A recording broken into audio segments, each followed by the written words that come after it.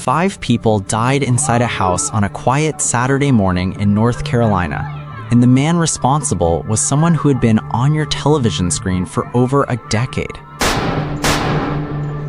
He had been in Marvel movies and HBO. He had been doing NBA and NFL shows, comedy, drama, you name it. And all that time, his own family had been trying to hold things together at home while something very dark was building up inside of him. High Point police said 45-year-old Robert Kraton shot and killed his wife and 3 of his children before turning the gun on himself. Now, we just learned that the 18-year-old and 16-year-old that died went to Ragsdale High School. The 10-year-old went to Union Hill Elementary. An 18-year-old, a 16-year-old, and a 10-year-old who went to school on Friday and never came home again.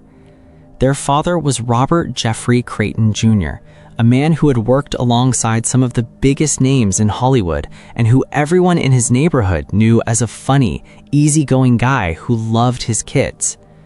And yet, the people closest to him were the ones who had to run out into the street screaming for their lives on that Saturday morning. Police believe Crayton suffered from a mental illness. Officers responded to this address 5 other times since 2014. The most recent call to the home prior to this past weekend was back in January of 2022 when officers served an involuntary mental commitment order on Crayton. Police had been to that house 5 separate times, going all the way back to 2014. Just 1 year before this happened, they showed up specifically to force him into a mental hospital because his own family had asked them to. And even after all of that, the worst still happened. That is the story we are getting into today, and it goes a lot deeper than most people realize. To really understand how something this terrible unfolds, you have to go back to where Robert Kraton started, because this was not a man who appeared out of nowhere. He was born on March 29, 1977 in Brooklyn, New York, and from his youth he was clearly built for performing. He sang in the choir and did school plays. He was the one at every family reunion, making everybody fall out laughing.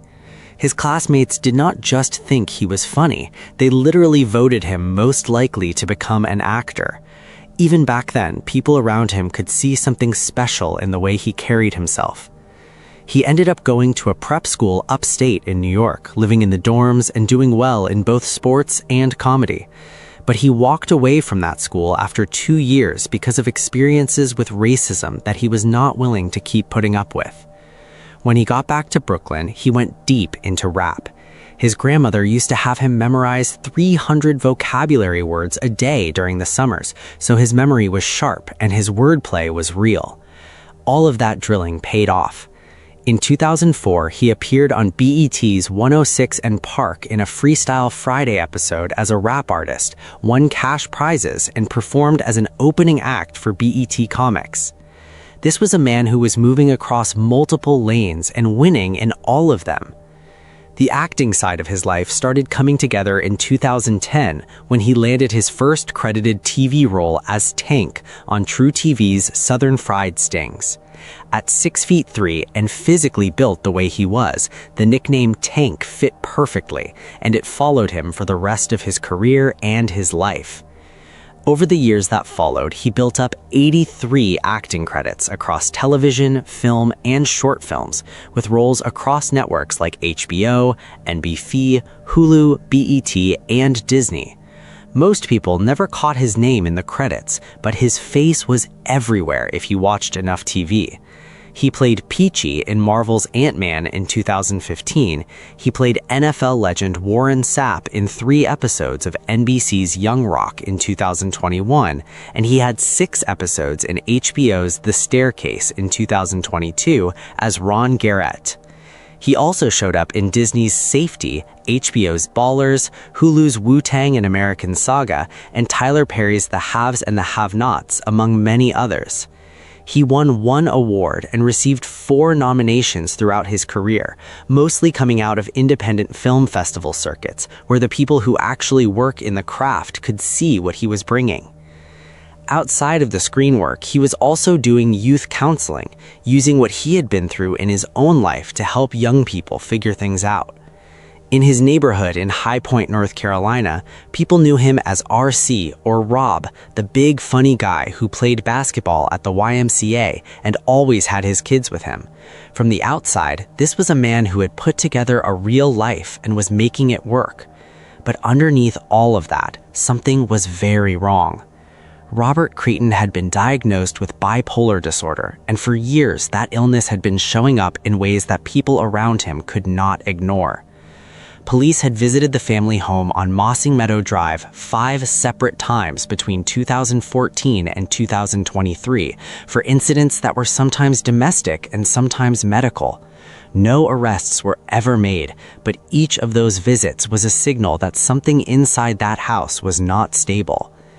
Then, in January 2022, officers went to the home and carried out an involuntary mental commitment order on Robert Kraton, which means his own family had decided that the only way to get him help was to go through the legal system and have him taken to a hospital against his wishes. He was hospitalized, released, then he came back home, and exactly 12 months later, the thing that everyone had been afraid of finally happened. Before we talk about what happened on January 7, 2023, we need to give his wife, Athalia, her proper respect. Because she is not just a name in a police report, and she deserves more than a few lines in a story about her husband. Athalia Athena Kraton was born on October 21, 1976 in Kingston, Jamaica, to parents named Joyce Veronica Ferron and Anthony Thompson. She came to the United States as a child and grew up in Miami and South Carolina, and from early on she was the kind of person who didn't wait around for somebody else to open doors for herself. She was going to figure it out herself.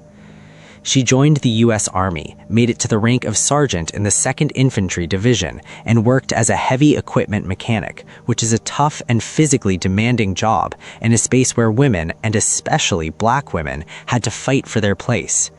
Her service took her to South Korea and Pennsylvania, and when she eventually settled in North Carolina, she carried all of that Army discipline straight into her civilian life without skipping a beat. She became a certified notary, a certified life coach, and a certified interior designer, and on top of all of that, she was studying psychology at North Carolina A&T State University, which is an HBCU, pushing toward a degree that would let her help people in an even more direct way. She ran her own business, mentored people in her community, and did all of this while raising children and keeping a household running. The woman was not playing around with her life. In 2020, with safety concerns weighing on her, she went through a handgun training program that was specifically put together for black women, saying openly that as a veteran and a black woman, she was aware of being a potential target. Looking at everything that came after, that detail is painful in a way that is hard to put into words. Her family said she was the glue that held everything and everyone together, calling her an amazing mother, committed wife, loving sister, and honorable daughter who maintained deep friendships going back decades and who was genuinely everyone's person. Her niece described her as someone whose kindness flowed straight into her children, someone who would voluntarily go through hard times for a whole season just to make sure her kids came out the other side okay. And the children she raised reflected exactly who she was. Cassine Amaru Crayton had just turned 18 in September 2022 and already co-founded a clothing brand called Only Chase Money Apparel with a design talent and business mindset that people around him recognized as something real. Nyla Athena Joyce Crayton was 16, an artist with a confident and loyal energy who could walk into a room and instantly make the people in it feel her presence. And Nasir Peter Crayton was 10 years old, nicknamed Fat Fat by the family, a kid who loved farming and family trips and playing with his cousins, the kind of child who just made the whole atmosphere better wherever he was. On the morning of Saturday, January 7, 2023, Robert Kraton shot and killed his wife Athalia, who was 46 years old, and their kids Cassine, Nyla, and Nasir before shooting himself. Somebody was shot in the house at 2734. A High Point family's place of comfort turned into a crime scene Saturday morning. There's someone knocking up in front of my house saying someone tried to kill them. Chilling 911 calls rang in from neighbors who tried to help the two adults that were able to escape the home. The man is saying that it was his father.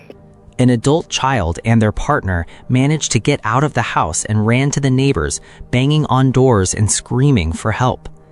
One of the 911 calls that came in that morning had a neighbor telling the dispatcher that the man at her door said it was his own father who had done this inside.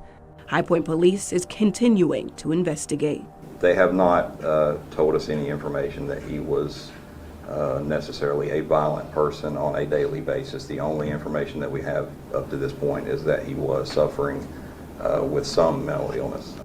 When officers arrived at the home on Mossy Meadow Drive, they found 5 people dead. The entire community went into shock.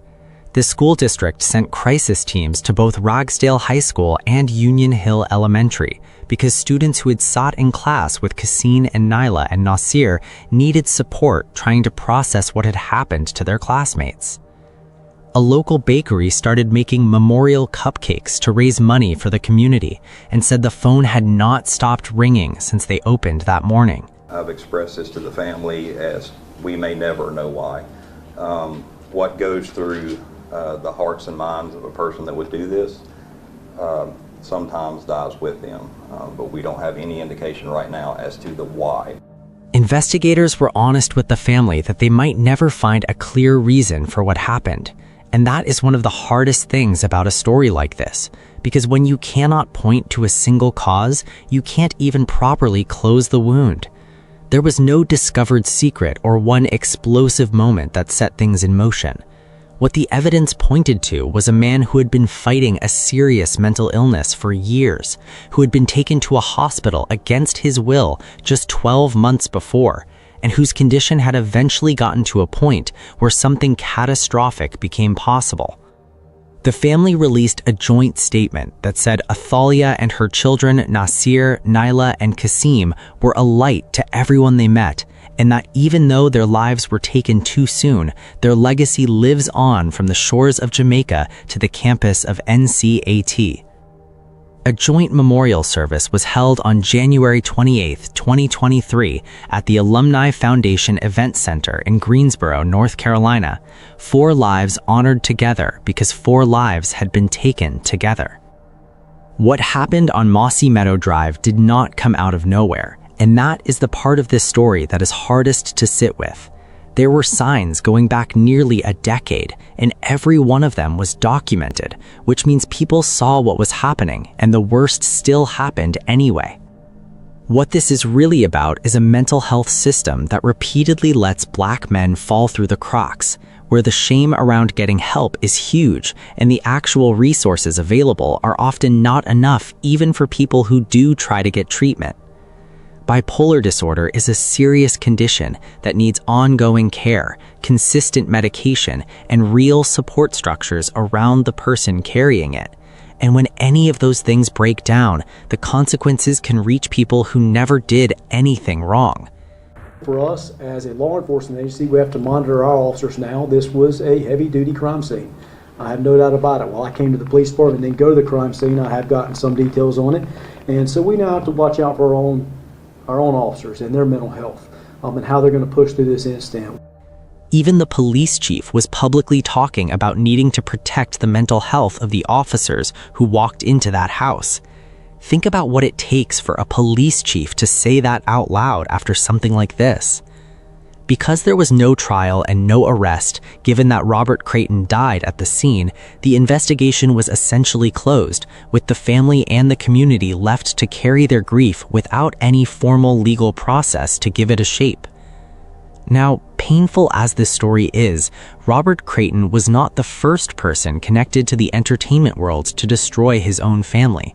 And when you look at the case that most directly mirrors this one, the comparisons reveal something important about what happens when men in this industry are carrying things they cannot handle.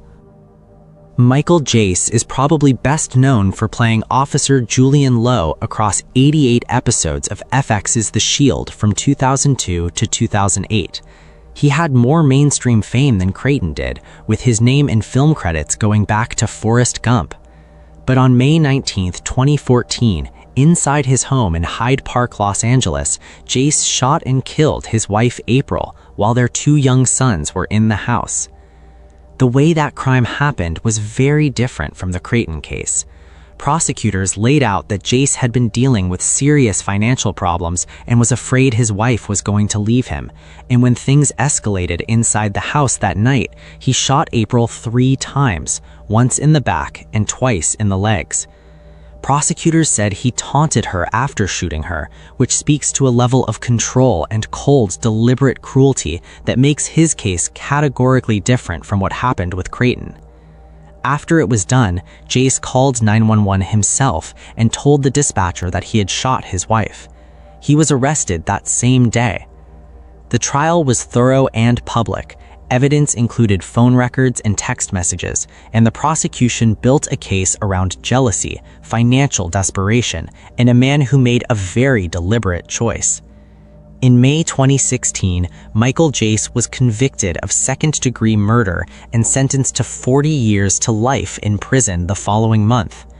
He tried to fight the conviction through the California court system, and the California Supreme Court rejected his appeal in 2019.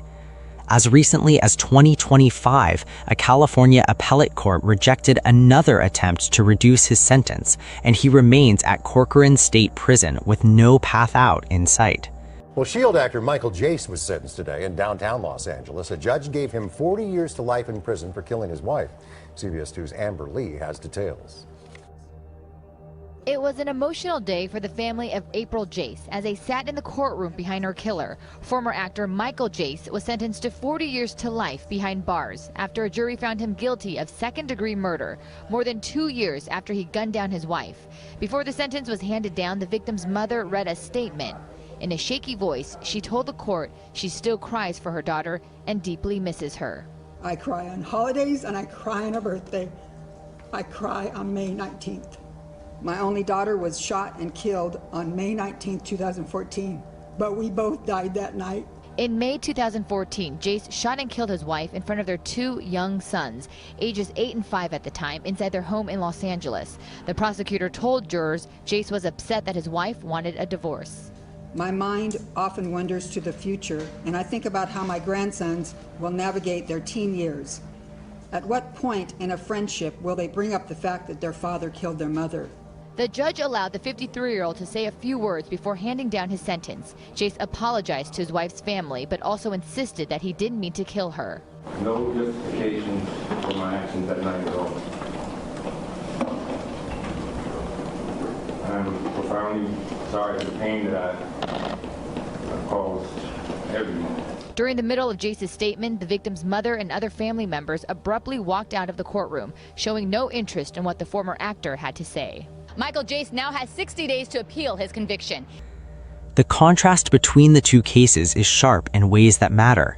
Jace got a trial, a conviction, and a sentence. His victim's family at least got a courtroom, a verdict, and a legal accounting of what happened. Crayton's family got none of that. Just 5 deaths on a January morning and a community left to grieve without closure. But both stories point back to the same bigger truth, which is that the entertainment industry can make a man look like he has everything together from the outside, while something is completely falling apart on the inside. The financial pressure, the rejection, the years of grinding for small roles without ever quite breaking through, the expectation that you keep showing up and performing even when your personal life is in a crisis. None of this by itself causes anyone to hurt their family, but it does mean that people who are already struggling can go a very long time without getting real help because there is nothing in the industry's structure pushing them toward it. If this story is telling us anything beyond the grief, it's that one involuntary commitment is not a solution.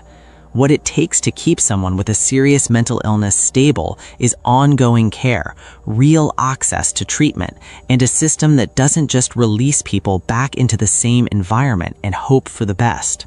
That kind of care has to actually exist, and it has to actually be accessible. And right now, for a lot of communities in this country, especially Black communities, it is not. And we have seen what the cost of that gap looks like.